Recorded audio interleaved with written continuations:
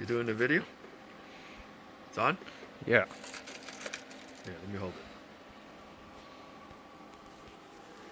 You have to explain that this is a progressive press called hornady lock and load. Hold on.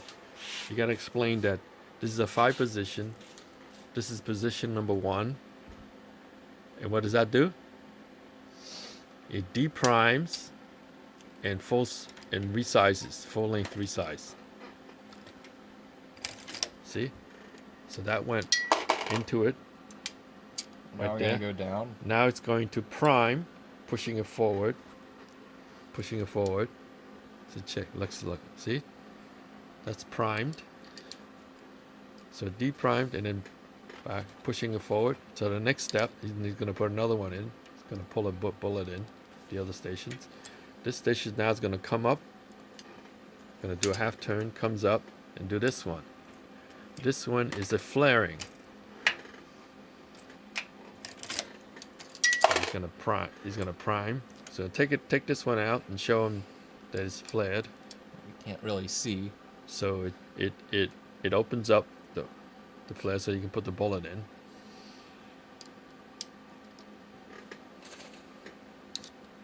And he puts it in. Those are the steps. Make sure. So now it's gonna do the drop. See it? This thing drop the powder in. So you can see the powder.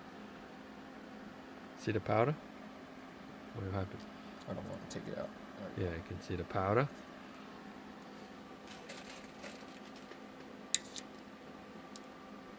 So you put the bullet into it. So it's now going to go to the next one. Hold on. Hold it up. Oh. So it came up this one, which is the bullet seating. So it's seated to the right length. Now take it out and measure it. It's going to measure What does it measure? The calipers. It should read 1.15, 1.16 inches. That's you. That's the OAL, overall length.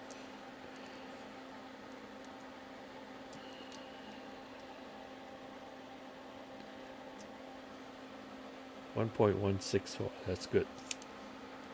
So the OAL length has to be consistent to the whole batch because it affects the volume, which affects the speed and accuracy.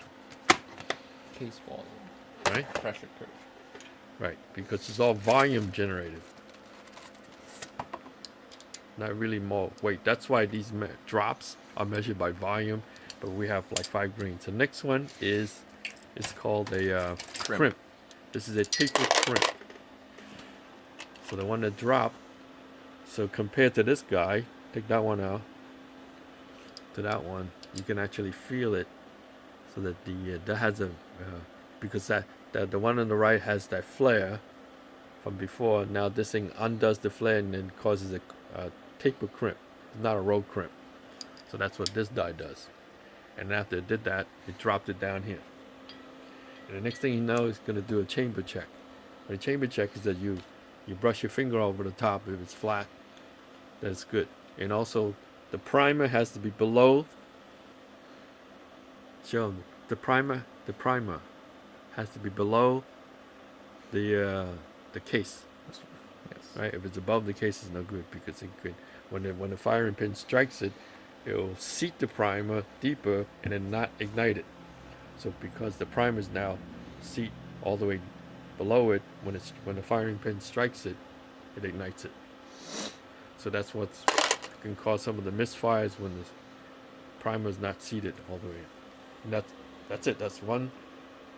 Now this thing is a progressive because 5 things are happening at once. Every pull. Single stage presses, you have to pull 5 times, and then take things off, on and off. So notice that he's doing multiple things. When you mess up on a progressive press, you have to like take these all out and then line them up and make sure that you're not screwing up anyone up because they're all the different ones are at different stages.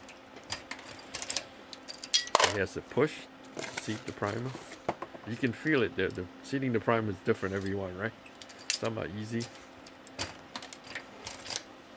And And then you want to put the bullet in. Right.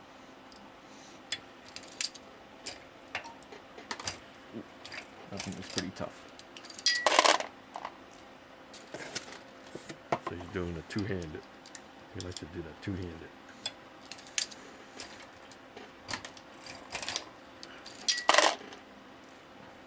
But when he does that, it shakes and then he's going to drop it. So usually what I do is before it comes down, it clicks. I put the bullet in.